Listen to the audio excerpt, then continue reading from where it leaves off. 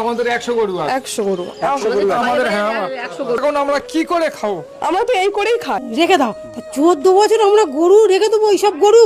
হ্যাঁ, তাহলে কত খরচা ওদের পেছনে। আর আমরা কি খাবো আর ওদের কি খাওয়াবো? দড়ি কেনারও পয়সা নেই, গরুকে খাবারও পয়সা নেই, গরুগুলা বন্দি হয়ে আছে। কান্না করে পথ পাচ্ছে না, কি করবে, এদের কি খাওয়াবো? এই বিজেপি সরকার উঠে থেকে একটাও গরু আমরা বেচতে পারছি না। ওই গরু খেতে হবে, মুসলমানকে তার কোনো মানে নাই। গরু না খেলে পরে হিন্দুরাই বিপদে পড়বে। যখন গরু বুড়ো হবে ওই গরু খাবে না ভাগাড়ে ফেলবে, ওরাই ঠিক পাবে না। গরুর মাংস চাই না, গরুর দুধ খাবে ওহারে মা। তাছাড়া আমরা আর কি করে খাবো? এই মাটির ঘাস কেটে এনে খাইয়েছি, আজকের এই দিয়েছি, বুঝি কেনা পয়সা নেই। গরু বন্ধ হওয়াতে মুসলিমরা বেঁচে গেল। বেচাকেনা তো হয় না, আসছে না। আমাদের সমস্যা কি, ঘোষেরা চিন্তা করো, ঘোষেরা আমার বন্ধ হয়ে গেলে আমার খুব অসুবিধা হয়ে যাবে। এর উপরেই আমার সব ভরসা করে। কিসের জন্য খাবো? আমরা ছাগল খাবো, মুরগি খাবো, দুম্বা খাবো, উট জবাই করে খাবো। আমরা খাবো না গরু? বুঝলে ওরাই হিন্দুরাই বুঝুক, আমাদের বুঝার কিছু নাই। যত মুশকিলে পেলে ওরাই মরবে। 50,000, 1 লাখ, 2 লাখ, 5 লাখ, 10 লাখ টাকা ঋণ নিয়ে গরু কিনে গরু পুষছে বেচার জন্য মুসলিম দিকে। আমরা খাবো না, তাতে আমাদের কোনো সমস্যা নাই।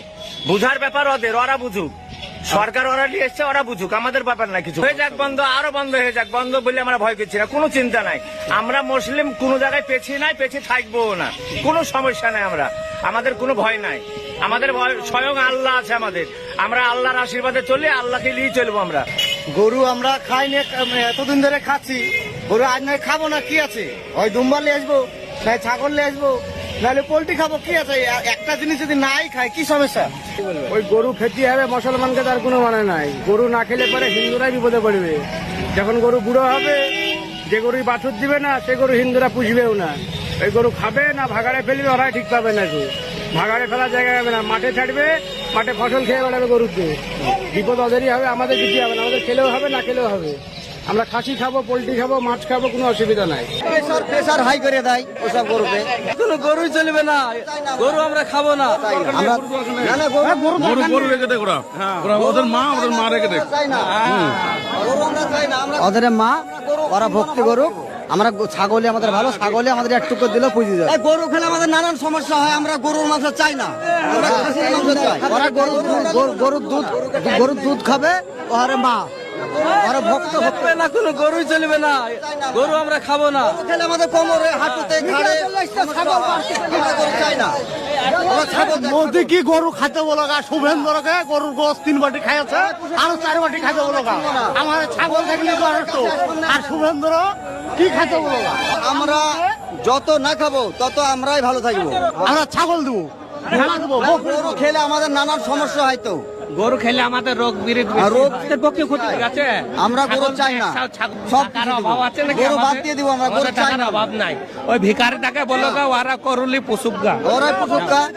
একটা চাতালে যদি 50 গরু থাকে, যদি গাই গরু থাকে 50, তার মধ্যে যদি 10 গরু থাকে, সাধারণ মানুষ 50টা যদি গাভী পুষে গাই গরু, তার মধ্যে দেখা গেল 10টা গরু শুধু পারলে খেলে, সেই গরু তাহলে কি করবে? অযথা খাইয়া খেয়ে সেই গরুগুলো ওরা বিক্রি করে মুসলমান কাজে লাগাতো, ওদের উপকার বেশি হতো। আমরা সেই সব গরু আর চাই না। ওরা এখন বসে বসে খাওয়ায়, দরকার না। গরু আমরা নিব না, গরু নিলে আমাদের নানান সমস্যা হয়। গরু চাই না, চাই না, চাই না, গরু আমাদের দরকার না। গরু খাবো না, সবাই ভালো থাকবো। আমাদেরকে ফিরতে দিলে আমরা চাই না। করে সিদ্ধান্ত নেওয়া হচ্ছে, মানুষের গলায় পাতুলেতে মেরে দেওয়া উচিত ছিল সরকারের। সরকার আজ ক্ষমতায় এসেছে, এটা গণতন্ত্র রাষ্ট্র। আজ ক্ষমতায় এসে 5 বছর পরে না থাকতে পারে। আমাদের ক্ষুদ্র মাথা, তবু সরকার যে খুব লাভবান হবে তা হবে না। এই খাটালের ব্যবসা বন্ধ হয়ে গেলে লেদার বন্ধ হবে, মিষ্টির দোকান বন্ধ হবে, তা আমরা সমস্যা হবে।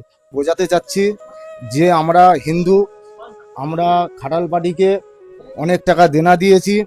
আমি আমার সামান্য একটা ছোট দোকান, এবং আমি যেখান থেকে মাল নিয়ে আসি পাগলার থেকে, তারা আর বাকি দিতে চাচ্ছে না। আমি এদের কি করে আমি বাকিটা দেবো? এবং আমার মাল নিয়ে আমি দোকানে নিয়ে আসতে পারছি না। আমি শুভেন্দু অধিকারীকে হাত জোড় করে বলতে চাই যে আমরা তোমাকে জিতিয়ে আজকের আমরা কি ভুল করেছি? তুমি সুগন্ধ বাবু, আমি তোমাকে আর্জি জানাচ্ছি পিতা, মানে আমাকে বলতে সুযোগ দাও যে আমাদের গরুগুলা কি পথ দিয়ে বাড়াবে, সুযোগ আমাদেরকে দাও। কেন আমাদের এইটাই ভাত ঘর, আমাদের ছেলে পেয়ে, আমরা তো পড়াশোনা নেই মুখ্য, তো ছেলেরা পড়াশোনা ওইতেই আছে। আর কি আমাদের যে কাপড়গুলো পরি ও থেকে, আমরা যে খাই ও ঠিকই, আমাদের কোনো মানে পড়াশোনা থাকলে তো কিছু কাজ করবে, আমরা তো কাজ করতে কিছুই পারিনি। আমরা এখন কি করবে সেই পদ আমাদেরকে আপনি দেখিয়ে দিন। কেন আমরা চাইছি সরকার বদলাও, সরকার বদলা চাইছি। কেন 15 বছর দেরি ছিল, এবার চাইছি বদলাও, কিন্তু বদলাবে যে আমাদেরকে মেরে বদলাবে এরকম কাজ আপনি না যেন করো। দড়ি কেনারও পয়সা নেই, গরুকে খাবারও পয়সা নেই, কি করে আমরা দুবো গরুকে খাওয়াতে? এই গরুগুলা বন্দি হয়ে আছে।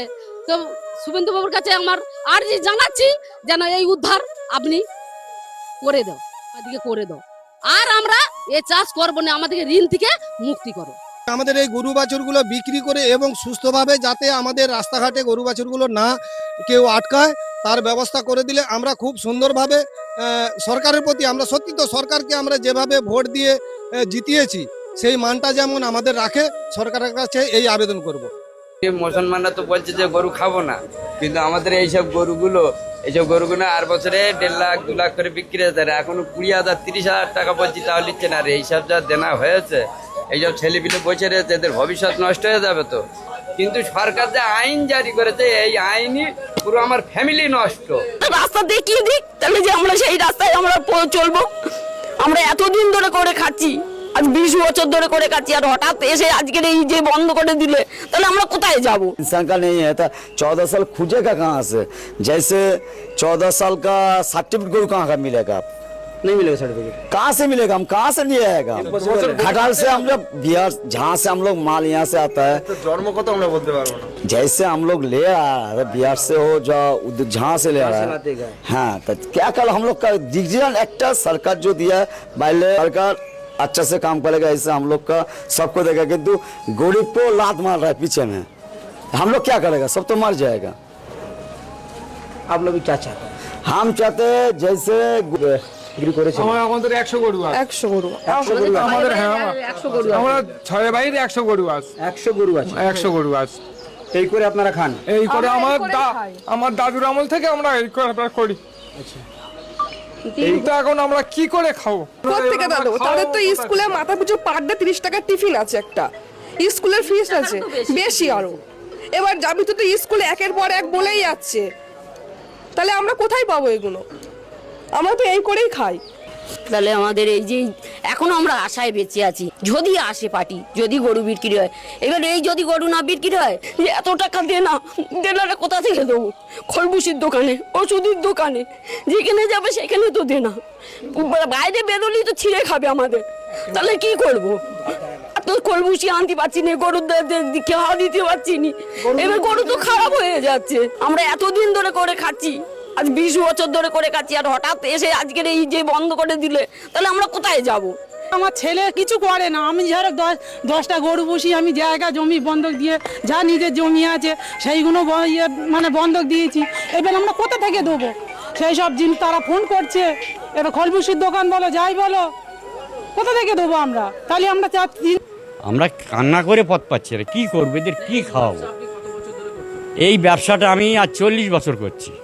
22 বছর ব্যবসা বয়স থেকে আমি ব্যবসাটা শুরু করেছি, এবং আমাদের জাত ব্যবসা আমার বাপ ঠাকুরদারা করেছে, আমরাও সেইভাবে করে আসছি। আমাদের ছেলেরাও এই রাস্তায় নামতে বাধ্য। এই যে এতদিনের ব্যবসা আমার এইভাবে বিক্রি হচ্ছে, এইভাবে চলে আসছে। একটা গরু 6 মাস দুধ দেয় আর 6 মাস বসে খায়। 6 মাসে পার ডে 300 টাকা খরচা গরুর, তাহলে মাসে একটা গরুর 9,000 খরচা, তাহলে 6 মাসে 6 নাম 54,000 খরচা হচ্ছে। একটা গরু আমাদের ঘরে মানে বাইরে থেকে আনতে 1 লাখ টাকা খরচা বসে যায়, 80,000 বসে। সমস্যা আমাদের এই একটাও গরু বেচতে পাচ্ছি না, এই বিজেপি সরকার উঠে থেকে একটাও গরু আমরা বেচতে পাচ্ছি না, পার্টি আসা বন্ধ করে দিয়েছে।